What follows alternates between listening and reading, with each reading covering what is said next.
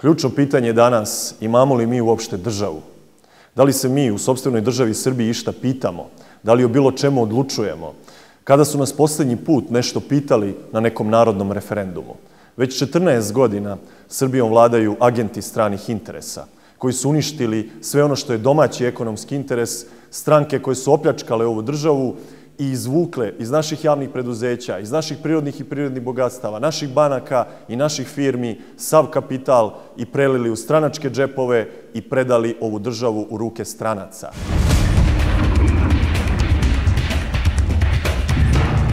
Danas ovi izbori imaju samo jednu funkciju, da budu namešteni izbori, da bi se formirala kolonijalna uprava Srbije na čelu sa kolonijalnim upravnikom Aleksandrom Vučićem.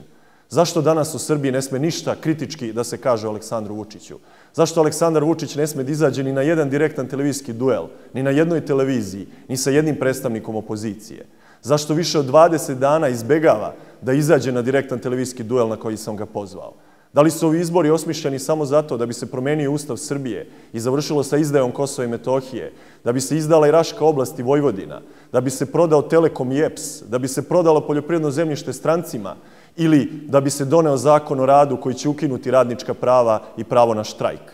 Da li je to uloga koju treba u srpskoj istoriji da odigra Aleksandar Vučić kao najvažniji agent stranih interesa u Srbiji?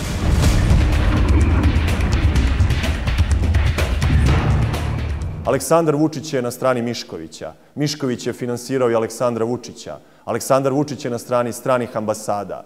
Njegovu Srpsku naprednu stranku formirala je Demokratska stranka na čelu sa Tadićem i stranim ambasadama. Danas oni to vraćaju Tadiću i pripremaju ga za ministra inostranih poslova. Hoćemo li za to da glasamo? Hoćemo li da glasamo za one koji nas pljačkaju, lažu, kradu već 24 godine? Ili ćemo da se pobunimo? Ili ćemo da im kažemo svima dosta?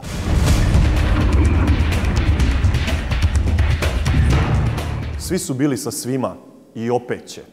Oni ne bi ništa da menjaju, ali mi moramo. Svi se pakuju da budu sa Aleksandrom Vučićem, jedino Dveri nisu u toj kombinaciji. Jedino su Dveri istinska opozicija Aleksandru Vučiću i režimu Srpske napredne stranke.